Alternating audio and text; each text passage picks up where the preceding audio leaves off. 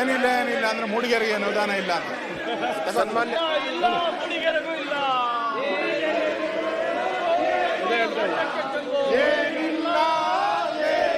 ಸನ್ಮಾನ್ಯ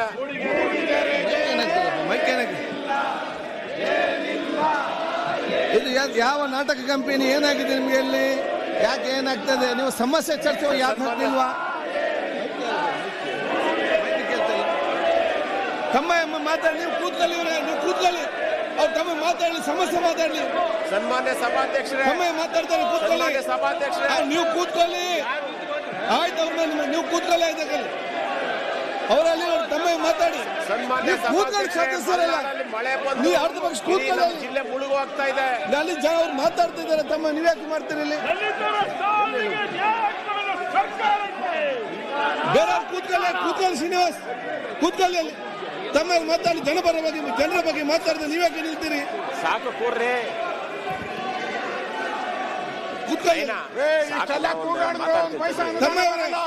ತಮ್ಮ ಮಾತಾಡಿ. ಅನುದಾನ ಬರಲ್ಲ, ಕೂಗಿದ್ರು ಬರಲ್ಲ, ಬಾಯಿ ಬಡ್ಕೊಂಡ್ರು ಬರಲ್ಲ ಅನುದಾನ. ಯಾವ ಅನುದಾನನೂ ಇಲ್ಲ.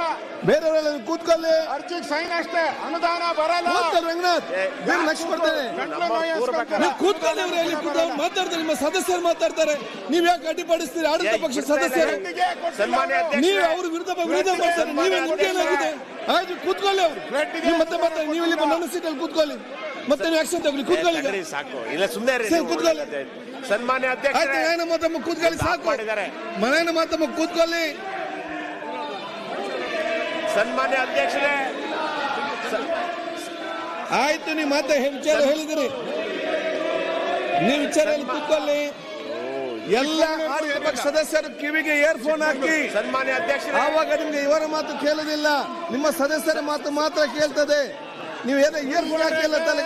ಅಧ್ಯಕ್ಷರೇ, ಎಲ್ಲ ಇಯರ್ಫೋನ್ ಹಾಕಿ ಅಲ್ಲಿ ಸದಸ್ಯರೆಲ್ಲ ಎಲ್ಲ ಸರ್ ಇಯರ್ಫೋನ್ ಹಾಕಲಿ. ಬಿಡ್ತಾನೆ ಇಲ್ಲ. ಸನ್ಮಾನ್ಯ ಅಧ್ಯಕ್ಷರೇ, ಎಲ್ಲ ಇಯರ್ಫೋನ್ ಹಾಕೊಳ್ಳಿ. ಮಾತಾಡಿ, ತಮ್ಮ ಮಾತಾಡಕ್ ಕೇಳಿದ್ದಾರೆ, ಮಾತಾಡಕ್ ಕೇಳಿದ್ದಾರೆ ಅವರು. ಸನ್ಮಾನ್ಯ ಅಧ್ಯಕ್ಷರೇ, ದಯಮಾಡಿ ಮಲೆನಾಡಲ್ಲಿ ಏನಿಲ್ಲ ಸಮಾಸ ಇದು.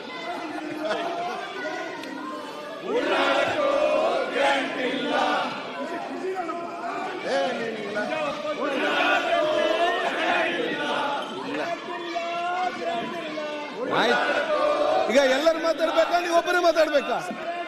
ಆಯ್ತು, ಅವ್ರಿಗೆ ತಮ್ಮ ಮಾತಾಡ್ಲಿ. ತುಂಬಾ ಸದಸ್ಯರು ಮಾತಾಡ್ಲಿಕ್ಕೆ